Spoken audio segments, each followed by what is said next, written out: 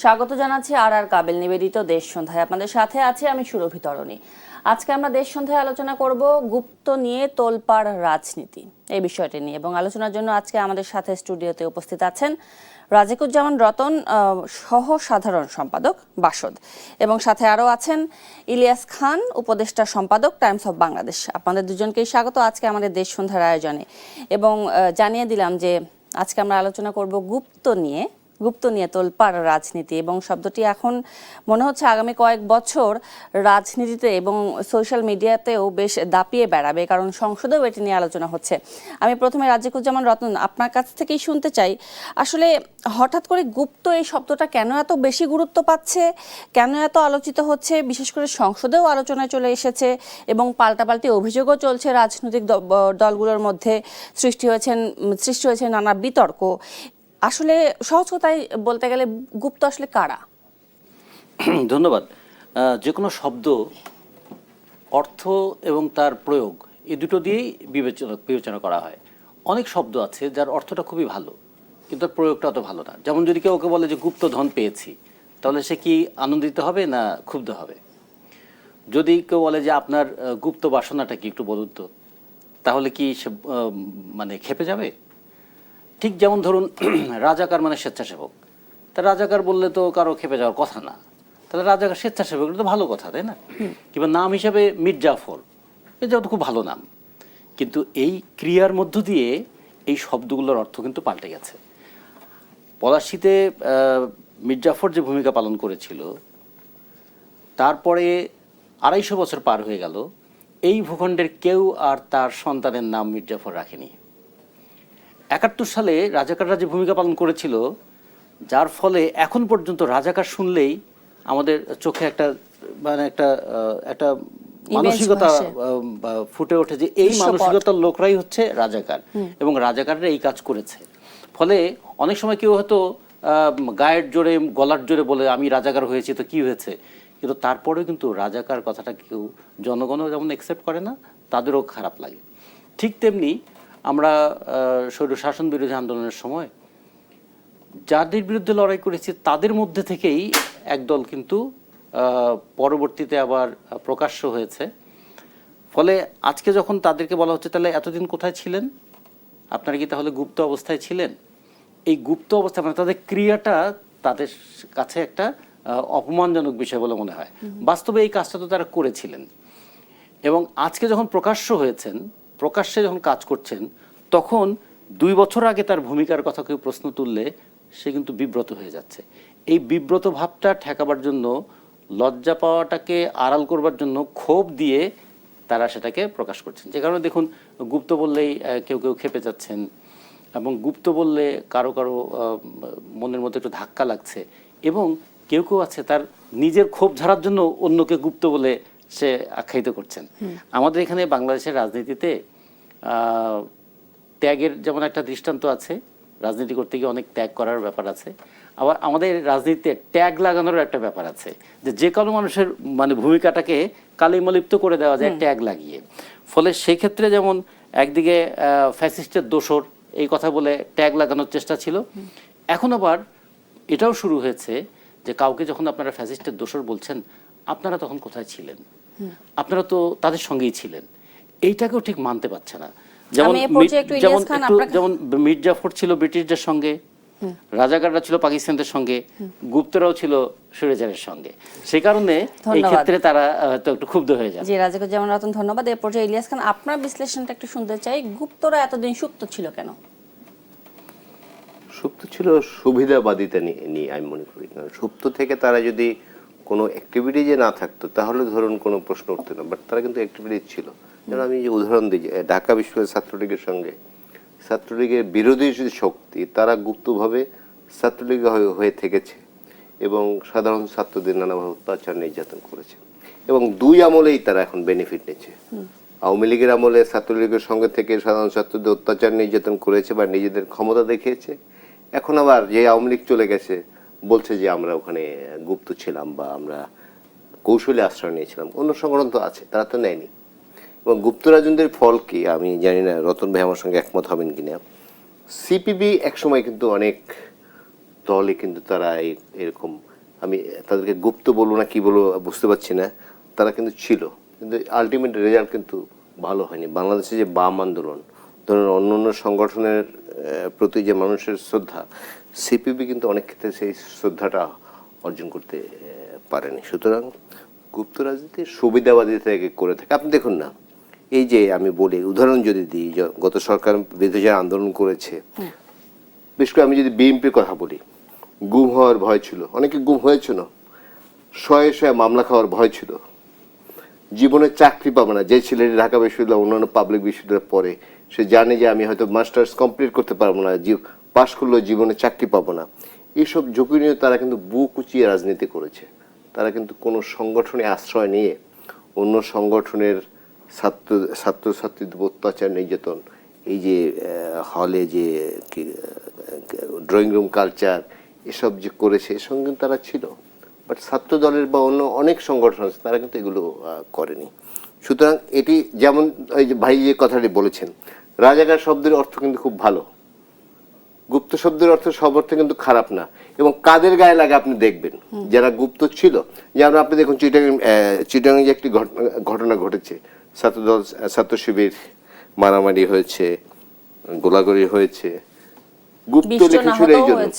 গুপ্ত, তুমি যদি গুপ্ত না হও, তুমি তোমার গাড়ির উপর নেওয়ার দরকার নেই, কিন্তু তারা এসে আক্রমণ করেছে বিশাল বিশাল মিছিল। প্রত্যেকটি মিছিলে জনাব তারেক রহমান তিনি যে লন্ডনে ছিলেন এটি তারা উল্লেখ করে। লন্ডনে তিনি তো শক করেছিলেন না। এবং সাম্প্রতিক একটি কৌশল হচ্ছে জিয়াউর রহমানকে গ্লোরিফাই করবে, বেগম খালেদা জিয়াকে গ্লোরিফাই করবে, কিন্তু সব দোষ যত তারেক রহমানের।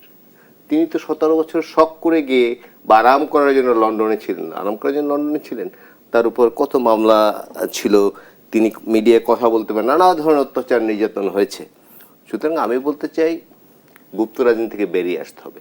এখনো অনেক গুপ্ত আছে, আমি বলে দিলাম, বিশেষ করে বিভিন্ন রাজনৈতিক দলের মধ্যে গুপ্ত আছে কিন্তু এখনো, এবং তারা এটি একটি কৌশল, তারা এই গুপ্ত থেকে শক্তি সঞ্চয় করে একসময় তারা আউটবাস্ট করতেছে। একসময় আপনি দেখেছেন গত যে 1.5 বছর যেভাবে দেশ চলেছে, এই গুপ্তরাই কিন্তু পুরো দেশে নিয়ন্ত্রণ করছে এক ধরনের। সুতরাং এই কালচার থেকে বেরিয়ে রাজনীতি করতে হবে চোখের দিক তাকিয়ে। রাজনীতি আমি গুপ্ত থেকে আমি সুবিধাবাদিতা নিয়ে আমি রাজনীতি করব, এটি কিন্তু হবে না। ধন্যবাদ। এ পর্যায়ে রাজিকুজ্জামান রতন, আপনার কাছে জানতে চাই, এই যে প্রকাশ্যে রাজনীতি করা বা না করা, কিংবা ভিন্ন পরিচয়ে বা গোপনে নিজস্ব এজেন্ডা যারা বাস্তবায়ন করতে চায়, তারা যদি এই যে গুপ্ত ধারণাটা পোষণ করতে চায় বা রাজনীতি মাঠে, এটি আসলে কতটা যৌক্তিক বলে আপনি মনে করেন? দুটো বিষয় আছে এখানে। একটা হলো যে কখনো কখনো নিপীড়নের কারণে কেউ নিজেদেরকে লুকিয়ে রাখতে বাধ্য হয়। এটা হচ্ছে যে জীবনের ভয়ে, কিংবা কখনো কখনো টিকে থাকার স্বার্থে। আর কেউ কেউ আছে যে এটাকে কৌশল হিসেবে গ্রহণ করে, যেটা কিনা ইলিয়াস খান বললেন। হ্যাঁ, তো এর মধ্যে দেখতে হবে, যদি দেশে গণতান্ত্রিক রাজনীতির পরিবেশটা না থাকে, যদি নিপীড়নমূলক রাজনীতি থাকে, যদি খুন, গুম, নিপীড়ন, মিথ্যা মামলা এগুলো থাকে, তাহলে কি হয়? তাহলে এই দুই প্রবণতাই থাকে। একদল থাকে, তারা হয় পালিয়ে যান দেশ থেকে, বাইরে গিয়ে কিছু একটা করার চেষ্টা করেন। আর এক দল হয়তো থাকেন, তারা ঝুঁকি যাই আসুক, জেলে গিয়ে হলেও আমার নীতির কথা বলবো, এইরকম জায়গায় থাকেন। আবার এর পাশাপাশি একটা থাকে, যারা আত্মগোপনে থেকে আত্মপরিচয়টাকে লুকিয়ে রেখে তারা টিকে থাকার চেষ্টা করেন। এই টিকে থাকার চেষ্টা করার মধ্যে খুব দোষ নাই, কিন্তু যদি এরকম হয় আত্মপরিচয় লুকিয়ে রেখে যার বিরুদ্ধে লড়াই করছি তারই পক্ষে আবার অস্ত্র ধরছেন, যেমন ধরুন ছাত্রলীগের পক্ষ হয়ে যিনি গেস্ট রুমে নির্যাতন করেছেন, দিন শেষে দেখা গেল তিনিই আবার বিরাট আন্দোলনের নেতা হিসাবে আবির্ভূত হয়ে গেলেন। তখন ছাত্ররা অবাক হয়ে যায়, 2 দিন আগে না আপনি আমাকে মেরেছিলেন, 2 দিন আগে না আপনিই আমাকে হল থেকে বের করে দিয়েছিলেন, আজকে আপনিই বৈষম্য বিরোধী আন্দোলনের নেতা হয়ে গেলেন। তো ফলে তখন হয় কি, ওই গুপ্ত প্রশ্নটা তখনই আসে যেখানে সুবিধা নিয়েছে, নিপীড়কের পক্ষে কাজ করেছে, এবং দিন শেষে যখন মানে আমাদের এখানে স্বাধীনতা যুদ্ধের সময় একটা কথা ছিল যে একটা 16 ডিভিশন, সেটা কি 16ই ডিসেম্বর দেশ যখন স্বাধীন হলো, হঠাৎ করে একদল মুক্তিযোদ্ধা তৈরি হয়ে গেল। এতদিন কিন্তু তাদের কোনো খবর ছিল না। আমাদের এখানেও দেখা গেল যে কোনো অভ্যুত্থানের পরে হঠাৎ করে একদল বেরিয়ে আসে, তার মধ্যে তারাই সব করেছে, এবং তাদের গলার জোর, তাদের গায়ের জোর, তাদের টাকার জোর, তাদের যেহেতু এই সময়টা সুবিধা নিয়েছে, ফলে অনেক ধরনের ইয়েও তাদের আছে, সুবিধা তাদের ছিল। যারা আন্দোলন করেছে তারা তো নানাভাবে নির্যাতিত হয়েছে, নিপীড়িত হয়েছে, তাদের কিছু ছিল না, ফলে তারা আর প্রকাশ্যে আসার আগেই ওই যারা সুবিধা নেয়ার, তারা সুবিধা নেওয়ার জন্য সামনে চলে আসে। ইলিয়াস ভাই যে কথাটা বলেছেন এটা খুবই গুরুত্বপূর্ণ। গুপ্ত একটা সংস্কৃতি, এটা কি বিলুপ্ত হয়ে গেল? এই গুপ্ত সংস্কৃতি কি এখন কাজ করবে না? ফলে যে প্রবণতা নিয়ে সেই দিন একটা অগণতান্ত্রিক শক্তির সঙ্গে থেকে তারা সুবিধা নিয়েছিল, সেই প্রবণতা যদি থাকে, তাহলে আবারও দেশে যদি কোনো একটা লড়াই হয়, গণতন্ত্রের লড়াই হয়, দেখা যাবে যে অগণতান্ত্রিক শক্তির সঙ্গে তারা গিয়ে গাঁটছড়া বাঁধতে পারে। ফলে এই জন্য আমরা মনে করি প্রকাশ্য রাজনীতির অনেক ঝুঁকি আছে, এটা ঠিক, কিন্তু প্রকাশ্য রাজনীতির একটা নৈতিকতাও আছে।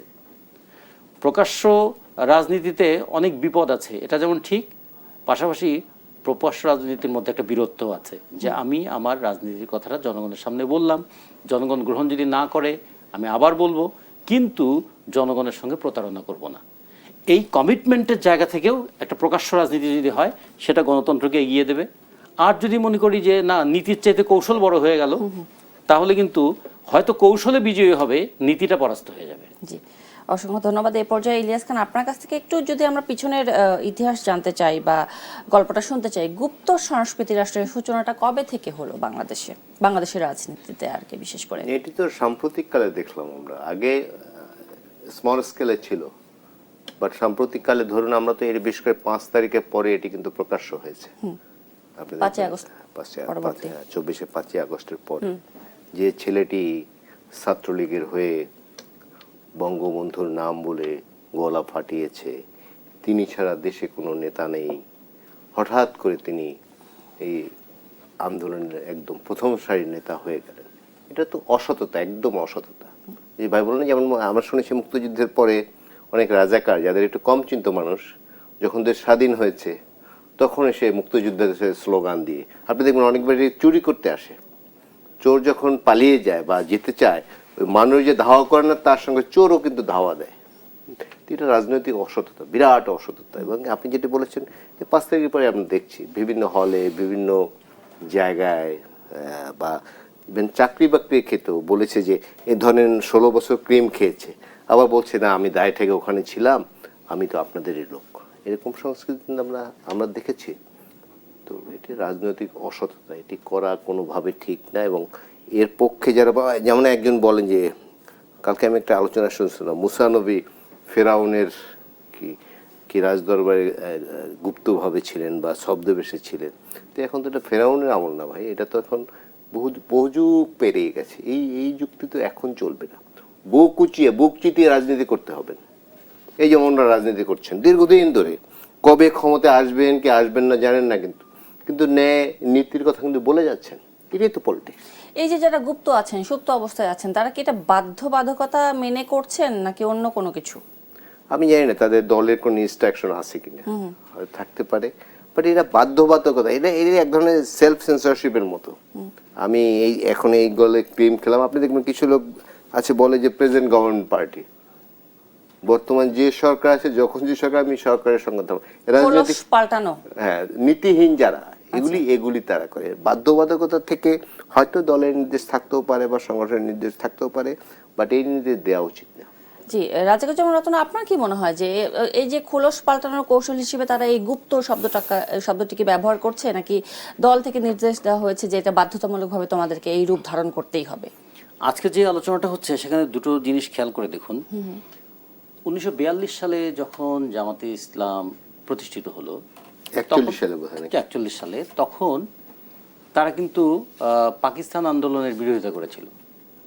তারা বলছে যে মুসলমানদের জন্য তো আলাদা দেশ থাকার দরকার নেই, এবং তারা একদিকে ব্রিটিশদের পক্ষে ছিল, একদিকে জামাত ইসলাম যেমন ব্রিটিশদের পক্ষে ছিল, ওইদিকে রাষ্ট্রীয় সেবক সংঘ, তাদেরও নেতা, সেও কিন্তু ব্রিটিশদের পক্ষে ছিল। কিন্তু এই জামাত ইসলাম আবার যখন পাকিস্তান হয়ে গেল, সাথে সাথে সে আবার পাকিস্তানপন্থী হয়ে গেল। ঠিক আবার পাকিস্তান হওয়ার পর পাকিস্তানপন্থী হয়ে 1971 সাল পর্যন্ত পাকিস্তানের পক্ষেই থাকলো। দেশটা স্বাধীন হওয়ার পরে এখন দেখুন তাদের দলের নেতা বলছে আমরাও তো মুক্তিযোদ্ধা ছিলাম, আমরা তো মুক্তিযোদ্ধা পরিবারের সন্তান। তার মানে এটা কিন্তু একটা রাজনৈতিক ধারাবাহিকতাও আছে, রাজনৈতিক একটা সংস্কৃতি আছে। গুপ্ত থাকার বললাম দুটো বিষয় থাকতে পারে, একটা হচ্ছে যে জীবনের ভয়ে কিংবা টিকে থাকার স্বার্থে অনেক সময় গুপ্ত থাকে, কিন্তু যদি হয় এইরকম সে টিকে থাকার জন্য নয় বরং তারই লাঠিয়াল হিসেবে কাজ করছে, আবার সময় পাল্টে গেলে সে তখন আবার নিজের সমস্ত অতীতকে মুছে ফেলছে, অনেকটা পেন্সিলের মতো। পেন্সিলের যেমন একদিক দিয়ে লেখে আর পিছনে আবার রাবার আছে, রাবার দিবার মুছে, তাহলে দুটো কাজই করে। তাহলে একটু পেন্সিল লাইক ক্যারেক্টার, লিখতেও পারে মুছতেও পারে। কালকে আমি যে কথাটা বলেছি আজকের সাথে সাথে সেই কথাটার উল্টা কথাটাও বলে ফেলতে পারি। এইটা হয় কি রাজনীতিতে একটা বিভ্রান্তি তৈরি করে, জনগণের মধ্যে যেমন একটা হতবিহ্বল করে তোলে এবং মানুষের মধ্যে শেষে এই ধারণা হয় এটাই বোধহয় রাজনীতি। যখন যেরকম বিভ্রান্ত হয়ে যায় জনগণ, যখন যেরকম তখন করাটাই বোধহয় রাজনীতি। এবং কখনো কখনো মানুষ বলে তুমি কিন্তু আমার সঙ্গে রাজনীতি করো না, তার মানে তখন মানে যারা একটু বেশি কৌশল করে তাদেরকে বলে যে ও আসলে খুবই সব বিষয়ের মধ্যে রাজনীতি করে। রাজনীতি যে একটা রাষ্ট্র পরিচালনার নীতি, রাজনীতির সঙ্গে যে অর্থনীতি, সংস্কৃতি, মূল্যবোধ, মানুষের জীবন এগুলো যুক্ত থাকে। যেমন ধরেন একজন ডাক্তার তিনি যদি ভুল চিকিৎসা দেন তাহলে একটা রোগী হয়তো মারা যাবে।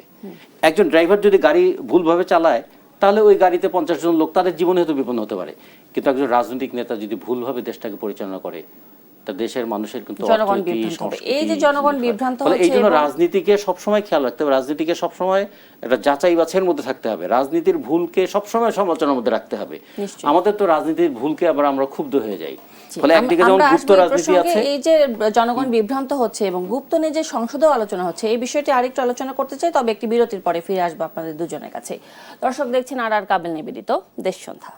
আবারও স্বাগত আর কাবিল নিবেদিত দেশ সন্ধ্যায়। আজকে আমরা দেশ সন্ধ্যায় আলোচনা করছি গুপ্ত নিয়ে তোলপাড় রাজনীতি, এই বিষয়টি নিয়ে। এ পর্যায়ে ইলিয়াস খান, আপনার কাছে জানতে চাই যে এই যে গুপ্ত, এই শব্দটি বিশ্ববিদ্যালয়ের দেয়াল থেকে চলে গেল সংসদে এবং সরকার দলীয় একজন গুপ্ত প্রসঙ্গ টেনে বিরোধী পক্ষকে আক্রমণ করছেন, আমরা সংসদে দেখেছি। প্রশ্ন হচ্ছে, গুপ্তরা কি এতটাই গুরুত্বপূর্ণ হয়ে গেল যে তারা সংসদেও পৌঁছে গেলে? না, তার গুরুত্বপূর্ণ, তার রাজনীতি দূষিত করছে। বাংলাদেশ ধরুন একটা দীর্ঘ লড়াইয়ের পরে আমরা আশা করছি একটি গণতান্ত্রিক পরিবেশ পাবো, কারণ অতীতে যে ধরনের শাসন ছিল আমরা সামনের দিকে চাই তার চেয়ে ভালো শাসন। সেই ভালো শাসনে বা ভালো সরকার ব্যবস্থায়, ভালো রাজনীতিতে গুপ্ত একটি বিস্ফোরার মতো। গুপ্ত যদি থাকে, রাজনীতির সৌন্দর্য, রাজনীতিতে সততা, সেগুলো কিন্তু নষ্ট হয়ে যাবে। এবং এটি কিন্তু গেছে অনেক, আপনি দেখবেন বিভিন্ন শিক্ষা প্রতিষ্ঠানের সাম্প্রতিক অবস্থা দেখলেই সেটি আপনার মনে পড়বে। তো পার্লামেন্ট তো আমাদের আলোচনার মূল কেন্দ্রবিন্দু, বা যেখানে আলোচনা হতে পারে, হওয়া উচিত পার্লামেন্টের ডেমোক্রেসিতে।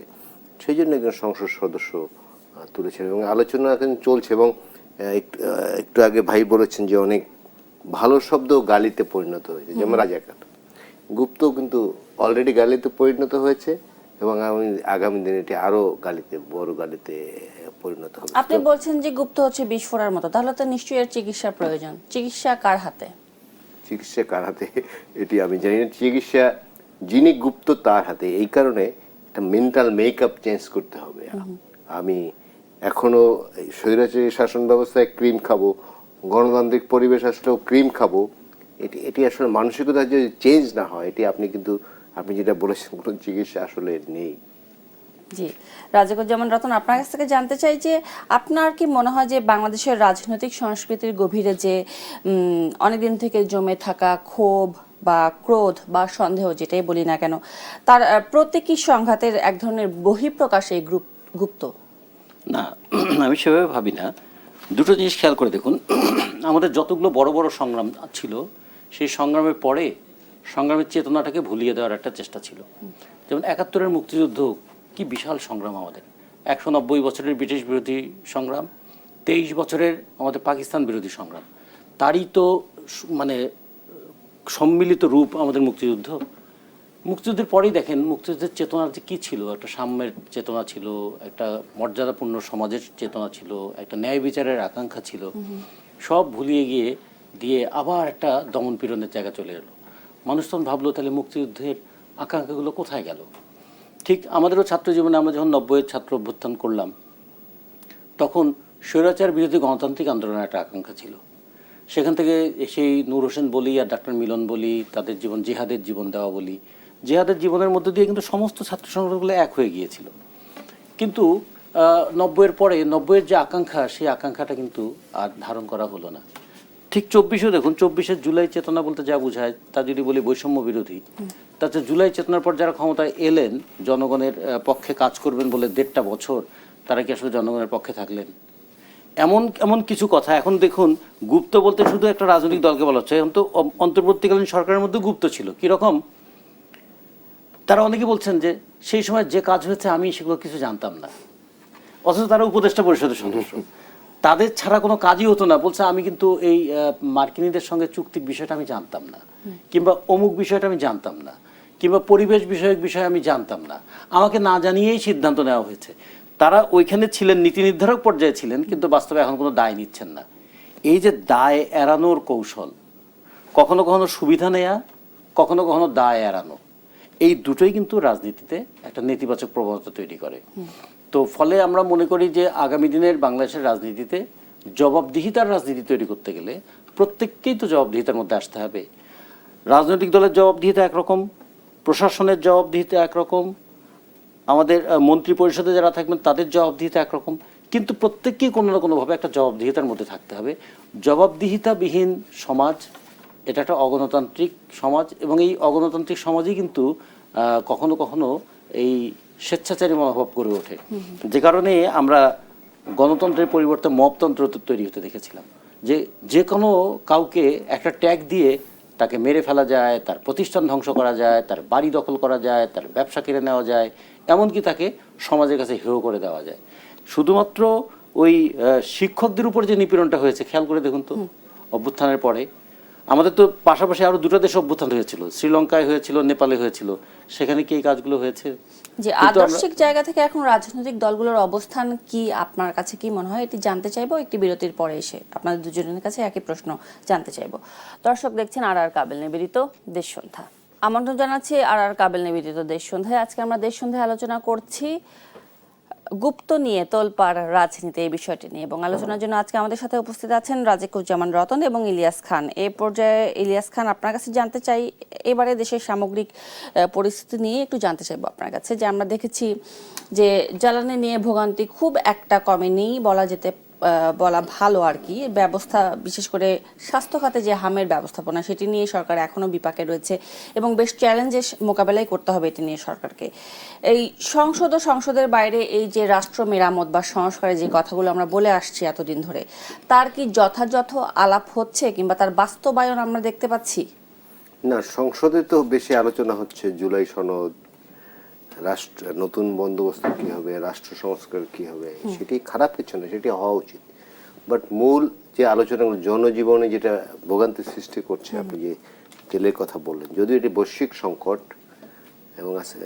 এবং হামের যে কথা বলেছেন, গত সরকার এবং আগে থেকে টিকা দেওয়া হয়নি এবং টিকা আনারও কোনো ব্যবস্থা করা হয়নি, যেখানে সরকার একটা হঠাৎ করে একটা সংকটে পড়েছে। বাট আমরা কিন্তু অনেক ভালো দিকও দেখেছি, যেমন আমাদের ভোটের কালি শুকানোর আগেই নির্বাচনী প্রতিশ্রুতি কিন্তু বিএনপি পালন করতে শুরু করেছে। আপনি দেখুন যে ফ্যামিলি কার্ড, কৃষক কার্ড, আর কালকে আমি একটি চমৎকার রিপোর্ট দেখলাম এক জায়গায় বোধহয়, যে এই যে কৃষকদের সুবিধা আনতে যায়, তারা যে সুবিধাগুলো পায়, এটি আনতে যেতে ধরুন তার গ্রুপ বেঁধে যায়, বাট এক একজনের 400-500 টাকা করে খরচ হয়, বাট তিনি যে সুবিধাটা পান সের দাম হয়তো 200 টাকা বা 250 টাকা। কৃষি কার্ড যদি সবাই পায়, এই সংকটগুলো দূর হয়ে যাবে। আপনার বাড়ির পাশেই যে বাজার আছে, সেখানে যদি কৃষি পণ্যের দোকান থাকে, সেই দোকানের সঙ্গে আপনি ইনলিস্টেড হবে, আপনি জীবন পাবেন। এটা উদাহরণ হিসেবে বললাম। তো এগুলো নিয়ে আলোচনা খুব বেশি হয়নি, কিন্তু আলোচনা হয়েছে জুলাই সনদ। এটি না হলে মনে হয় বাংলাদেশ আর টিকবে না। আমি নিশ্চয়ই চাই যে জুলাই সনদ বাস্তবায়িত হোক, কারণ 90-ও কিন্তু 3 দলের রূপরেখা ছিল, যে রূপরেখা কিন্তু বাস্তবায়িত হয়নি। আমরা অনেক কিছু বাস্তবায়িত, বাট এবার আমরা চাই দীর্ঘ আন্দোলন সংগ্রামের মধ্যে দিয়ে একটি সরকার বিদায় নিয়েছে, স্বৈরাচারী সরকার বিদায় নিয়েছে। আগামী দিনেও তো আমরা এই দৃশ্য দেখতে চাই, এবং খুব কষ্টের সঙ্গে বলতে হচ্ছে যে এটা নিয়ে 13টি নির্বাচন হলো, অনেক নির্বাচনের প্রশ্ন আছে। বাট প্রতিটি নির্বাচনের আগে সবার মনে প্রশ্ন জাগে, নির্বাচনটিকে আদৌ হবে, নির্বাচনটিকে আদৌ সুস্থ হবে, নির্বাচনটি হলে কে ভোট দিতে যেতে পারবো, এই সংস্কৃতি থেকে আমাদের বেরিয়ে আসতে। আপনি দেখুন খুব গরিব একটি দেশ কিন্তু নেপাল, এবং এই সুযোগে বলে রাখি সেখানে তরুণ আন্দোলন করে কিন্তু তাদের সরকার হটিয়েছে এবং সে তরুণ থেকে কিন্তু প্রধানমন্ত্রী হয়েছে। আর আমাদের খুব কষ্ট হয়, আমার খুব কষ্ট লাগে যে আমরা অনেক আশা করেছিলাম যে আমাদের তরুণ বন্ধুরা, যদিও তারা দাবি করে সব কিছু তারা করেছে, যদিও তারা করেনি, বাট অনেক কিছু তারা করেছে, যে তারা ভালো কিছু দেশকে বোধহয় সামনের দিকে নিয়ে যাবে, কিন্তু আমরা সেরকম কোনো লক্ষণ দেখছি না। শেখ হাসিনার পিয়ন 400 কোটি টাকা কামাই করেছে 15.5 বছরে। আমাদের এক তরুণ বন্ধুর একজন উপদেষ্টা, তার পিএস বা পিএস বোধ হয়, তিনিও মোটামুটি 3-4 মাসের মধ্যে কয়েকশো কোটি টাকা কামাই করেছে বলে অভিযোগ আছে। আর অভিযোগ তো এমনি এমনি হয় না, নিশ্চয়ই কিন্তু গ্রাউন্ড থাকতে হয়। তো এই বাংলাদেশ তো আমরা চাই না। এই যে এটা তো নতুন বন্দোবস্ত না, নতুন বন্দোবস্তে আরো একটু বলি এবং গুপ্ত নিয়েও বলি, এই যে বাংলাদেশে যে সহনশীলতার সংস্কৃতি ছিল, আপনার ধর্ম আপনি পালন করবেন, আমার ধর্ম আমি পালন করবো, আপনি সুফিবাদী হন, আমি ওহাবি হই, যা হই, কারো কোনো বাধা ছিল না। কিন্তু কিন্তু আপনি দেখুন যে আমার মতো করে সব চলতে হবে, এই জন্য প্রায় 200 মাজার, কত নৃশংস আপনি চিন্তা করুন, যে মাজার থেকে লাশ তুলে পুড়িয়ে হত্যা করা হয়, ঘোষণা দিয়ে পত্রিকা জ্বালিয়ে দেওয়া হয়, ঘোষণা দিয়ে। এই বর্বরতা এই বাংলাদেশে আমরা কোনোদিন দেখিনি। অনেক দুঃসময় আমরা পার করেছি, কিন্তু এই বর্বরতা কিন্তু আমরা দেখিনি। সুতরাং আপনি যে বলছেন, আমি হয়তো ধান বানতে শিবের গীত করলাম, বাট পার্লামেন্টে কিন্তু আলোচনা অনেক বিষয় আছে, এই যে সেগুলো আসলে গুরুত্ব পাওয়া উচিত, সেগুলো গুরুত্ব পাওয়া উচিত। সারাদিন যদি আমি জুলাই সনদ নিয়ে থাকি এবং 1 মাসের মধ্যেই আমি পার্লামেন্টের বাইরে গিয়ে আন্দোলন করছে, দেশ অচল করে দিতে চাই, এই 5 তারিখে তো আমাদের এই শিক্ষা হওয়া উচিত না। নিশ্চয়ই। এই পর্যায়ে রাজিকুজ্জামান রতন, আপনার কাছে জানতে চাই, আপনিও এক সময় ছাত্র আন্দোলনের সাথে যুক্ত ছিলেন, বেশ রাজপথ কাঁপিয়ে বেরিয়েছেন আপনারা। যে ইলিয়াস খান যে কথাটা বললো, নেপালে আসলে সম্ভব হলো, নেপালে তরুণরা পারলো, কিন্তু আমাদের দেশের তরুণরা কোথায় ব্যর্থ হলো, তাদের ঘাটতি কোথায় ছিল?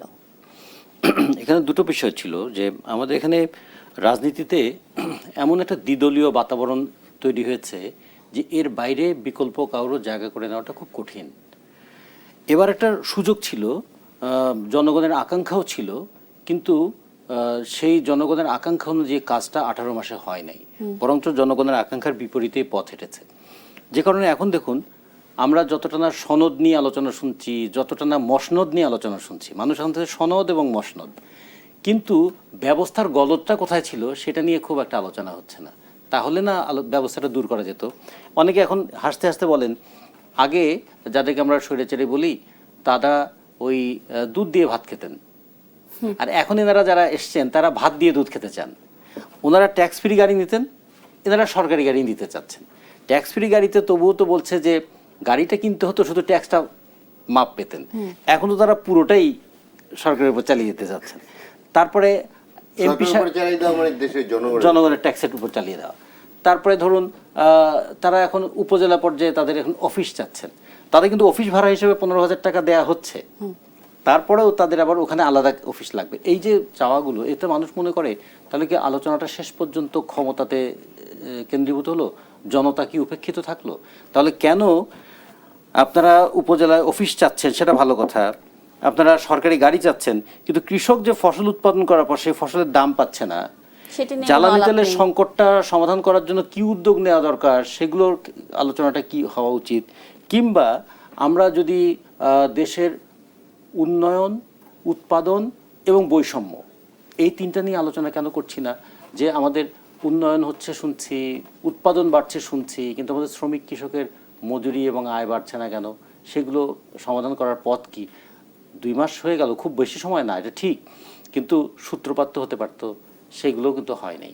সংসদ এখন উপ্ত হয়ে আছে গুপ্ত নিয়ে, এবং তাতে কার কার বাসনা, সুপ্ত বাসনা প্রকাশিত হচ্ছে সেটা জানা মুশকিল। আছে মসনদ এবং সনদ, আছে আমাদের শুধু গালিগালাজের একটা সংস্কৃতি। অভ্যুত্থানের পরে সবচেয়ে দুঃখজনক যে বিষয়টা, যেটা ইলিয়াস ভাই বলেছেন, আর একটা দুঃখের কথা, আমি এবার আর একটা দুঃখের কথা বলি। একদিন ছাত্র আন্দোলন করেছিলাম আমরা, মুখ খারাপ করে মাইক দিয়ে গালিগালাজ করার কথা কখনো আমরা ভাবি নাই। এইবার গালিগালাজের সংস্কৃতিটা, ক্ষোভ কি কখনো এই গালিগালাজ রূপে বেরিয়ে আসবে নিশ্চয়ই না। এটা রাজনৈতিক দলের নেতাদের মুখ থেকে, এমনকি ছাত্র আন্দোলনের নেতাদের মুখ থেকে। মানুষ তখন অবাক হয়ে ভাবে, আপনাদের কাছে তো আমরা নীতির কথা শুনবো, যুক্তির কথা শুনবো, গণতন্ত্রের কথা শুনবো, এই কি শুনছি আমরা? ফলে এগুলো সব কিন্তু মানুষকে ভাবিয়েছে, দুঃখ দিয়েছে। আবার আরেক দিক থেকে সম্ভাবনার দিকটা দেখে এই কারণে মানুষ যখন দুঃখ পায় তখনই সে দুঃখ দূর করার কথা ভাবে। তো ফলে আমরা মনে করি আবার মানুষ ভাববে যে এই অব্যবস্থাপনা চলতে তাহলে কি পারে। আমরা ভাবতে ভাবতেই আমাদের জীবন চলে যাবে? এই চলে যাচ্ছে না, 55 জি, বছর আমি ধরে এই তো এই কথাটা লড়াইটা জিজ্ঞেস করছি করতে আমরা, চাচ্ছি যে করেই ইলিয়াস খান, করেই আপনি তো কি এগিয়ে মনে করেন যাচ্ছি। যে জনগণ যে বিভ্রান্ত, এটা কি সরকার বুঝে? সরকার তো বুঝতে হবে, কারণ সরকার তো জনগণকে নিয়ে রাজনীতি করে, হয়তো বুঝে কিন্তু অ্যাক্ট করে না জনগণের পক্ষে অনেক ক্ষেত্রে। বাট অ্যাক্ট করতে হবে। এই যেমন আবার দ্বিরুক্তি হয়ে যাবে, পার্লামেন্টে এসব বিষয়ে আলোচনা করবে, এই জনগণের সংকটগুলো সেখানে আলোচনা হয়। এই যে গাড়ির কথা একটু আগে বললেন, আবার উপস্থানীয় সরকার প্রশাসনে এমনি তো এমপি সাহেব হচ্ছেন এলাকার এক ধরনের ঈশ্বরের মতো, তার কথা সব চলে, উপজেলা চেয়ারম্যান হোক যাই হোক। আবার উপজেলা অফিসের মধ্যে তার একটা অফিস লাগবে, এটি কেন আমি বুঝতে পারছি না। কিন্তু সংসদে যে আইনগুলো প্রণয়নের কথা ছিল, সেগুলো তো বাস্তবায়ন আমরা দেখতে পেলাম না। সেটা নিয়ে আসলে আইন তো সরকার হবে, আমি আইনমন্ত্রী বলেছেন, এই স্বরাষ্ট্রমন্ত্রী বলেছেন সবগুলো পরীক্ষা নিরীক্ষা করে পুঙ্খানুপুঙ্খ তারপরে এগুলো পার্লামেন্টে তোলা হবে, বলেননি তো। এবং দাড়ি কমা ফুল স্টপ সহ মাননীয় প্রধানমন্ত্রী বলেছেন জারি কমা ফুল স্টপ সহ জুলাই সনদ বাস্তবায়ন করতে হবে। এখানে গুপ্তরা বলছেন যে বিএনপি জুলাই সনদ বাস্তবায়ন করতে চায় না, মানে সব ক্রেডিট তাদের। যেমন মুক্তিযুদ্ধের সব ক্রেডিট ছিল আওয়ামী লীগের, মনে করতে সব আমরা করেছি। এবং কি বলে যে এই যে জুলাই যে আন্দোলনটি হয়েছে 5ই আগস্ট 24 সালে, এটি একটি পক্ষ মনে করে যে এটি সব আমরা করেছি। এটি এটি এটি তো ভাবা ঠিক না, ডেমোক্রেসি না। বিএনপির 60 লক্ষ নেতাকর্মীর বিরুদ্ধে মামলা, সব দলের নেতাকর্মীদের বিরুদ্ধে মামলা আছে, কিন্তু ক্রেডিটটা নিতে চায় শুধু তারা। এটা তো গণতন্ত্রের সুবাতাস না, এটা ভালো দিক না। সুতরাং আপনার শিরোনাম দিয়ে শেষ করি, আমার বোধহয় সময় শেষ হয়ে গেছে। এই গুপ্ত রাজনীতির যে দুষ্ট ক্ষত, যে খারাপ দিক, গুপ্ত রাজনীতি করা বাদ দিতে হবে। গুপ্ত রাজনীতি বাদ না দিলে সুস্থ রাজনীতি বাংলাদেশ কিন্তু হবে না। নিশ্চয়ই আমাদের এই প্রত্যাশা। আপনাদের দুজনকে অসংখ্য ধন্যবাদ আজকে আমাদের দেশ সন্ধ্যায় সময় দেওয়ার জন্য। দর্শক দেখছিলেন আর কাবিল নিবেদিত দেশ সন্ধ্যা। ধন্যবাদ সবাইকে সাথে থাকার জন্য।